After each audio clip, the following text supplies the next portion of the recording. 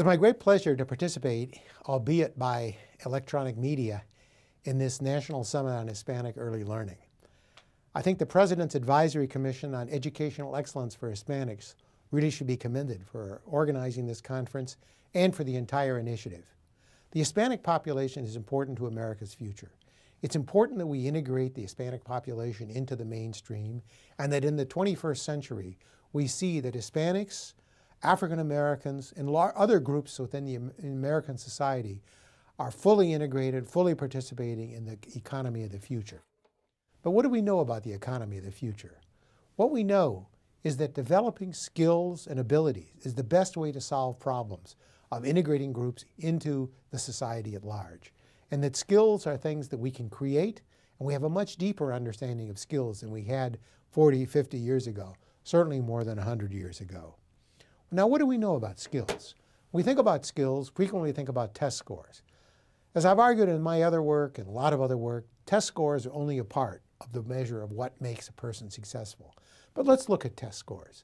One of the most salient findings, and this graph shows this, is that at age 18, if you look at children from advantaged homes, namely children of mothers who are educated with a college degree, and we compare those test scores to children whose mothers are high school dropouts, we see that there are substantial gaps between the advantage and the disadvantage. Now, unfortunately, we know as a demographic fact that many Hispanics today, Hispanic mothers and Hispanic homes, are more frequently in the bottom of this curve than in the top of the curve. So it's very important to understand that at age 18, we see substantial differences between the haves and the have-nots. But what's also important is those gaps are there before children enter school. And school has very little difference, little effect on trying to produce these differences. That's another very important finding. So if you look, for example, at this graph at age 3, the children of the disadvantaged are actually starting off poor in terms of their performance in school, and they're actually ending up poor in school. Now, why do I focus on this? Well, what we understand is that these ability gaps play huge roles in explaining achievement and success in American society. What we know, for example, if we look at the gap between blacks and whites and Hispanics and whites in educational attainment. Later, who goes to college at age 18? We know that a very big predictor is the ability. Well, what do we know? We know that 14-point gap appears in the Hispanic-white gap, a 12-point gap for the black-white gap.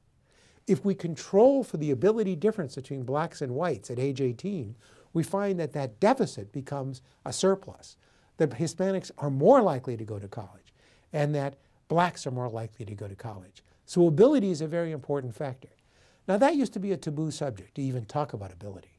But what we've come to understand is that ability is something that is shaped. We create ability.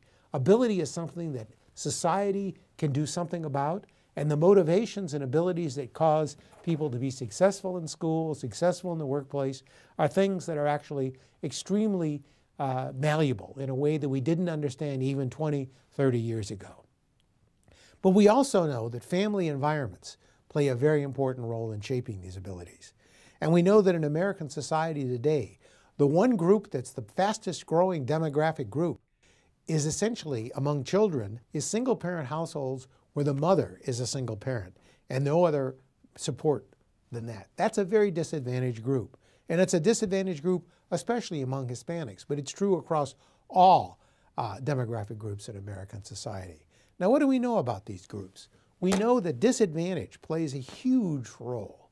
And one measure of disadvantage was charted some 18 years ago by Hart and Risley in a very important study, where they looked at children of the welfare mothers versus children of the professional mothers. They found different parenting styles, they found different vocabularies, and so that at age 3, children from welfare families were only knowledgeable 500 words, the cumulative vocabulary, whereas those from the more advantaged families already knew 1,100 words.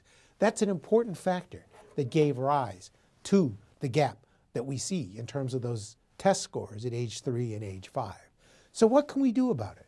Well, fortunately, and you're going to hear a lot more about this by world-class experts in the course of this conference, that there are interventions that can supplement family life, never replace family life, but supplement family life, and supplement it in ways that it gives enriched parenting to children from disadvantaged backgrounds who don't have the rich verbal bath, the rich resources available to more affluent and middle-class families.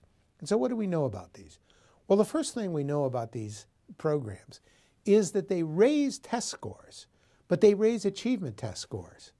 If we did a randomized trial, and there was a randomized trial done about the Perry preschool program, something you'll hear, I'm sure, a lot more about in the course of these proceedings, that we randomly assigned, society randomly assigned some 50 years ago, to some people to treatment, some people to control, at age 3 in an enriched early childhood program that supplemented family life and that provided cognitive and social and emotional stimulation to children.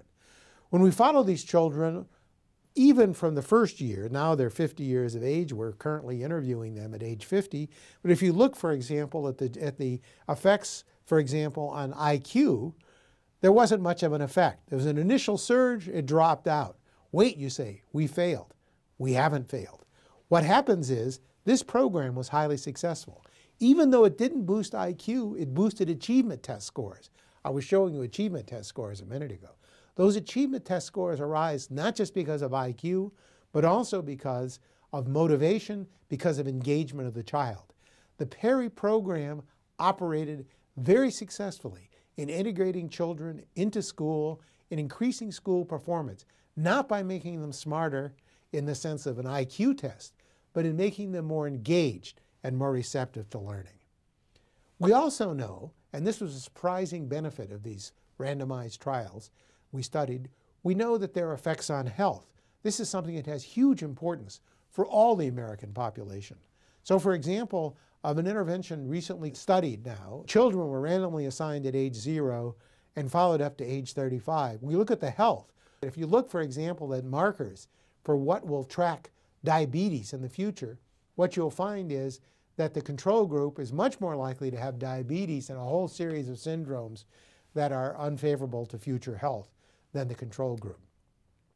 So how does this work? What we've come to understand is that we want to go beyond IQ. We actually want to go beyond even test scores. I haven't really talked about that, but an important body of research shows we want to think much more about the non-cognitive and social and emotional skills.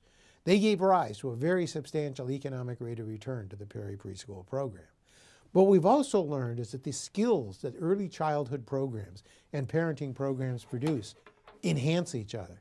Social and emotional skills help produce cognitive skills by producing more engaged children. Better health makes children able to attend school, participate more actively. Cognitive skills actually help people shape even those adult health behaviors that I just showed you. What we've also come to understand, and why the importance of the early years cannot be overstated, is that later remediation is costly and as currently configured is usually very ineffective. Certainly never as effective as preventing the problem rather than trying to treat it after it's occurred. So the solution is to think about pre-distribution, not redistribution, to think about prevention and not remediation. So let me just conclude by showing you a graph. This is a graph that I've studied, and you have to understand this is a hypothetical experiment. We're playing the role of God here for the moment. We're saying, suppose we have the life of the child in front of us, and the child who's just a little baby, maybe even a fetus. We're asking, where should we invest the first dollar to get the highest economic return? And what we've learned is that the highest returns come at the earliest years. And the reason is that it builds the skill base. And that skill base makes it much easier for the child to engage, to benefit from schooling, and to participate in society throughout its entire lifetime. And the sad thing about American society, especially for disadvantaged children, is even though the economic returns are the highest at the earliest years, typically we spend more money in the later years, in remediation, even in incarceration, trying to remediate and incarcerate rather than prevent the problem from occurring. So the theme of today has to be that early intervention is an effective, cost-effective, economically beneficial strategy that promotes human flourishing and integrates groups into the larger society. And I'm very pleased that this conference is going forward. I'm sorry I can't join you. You have some excellent people to represent the importance of early childhood, and I commend you for this great initiative. Thank you very much.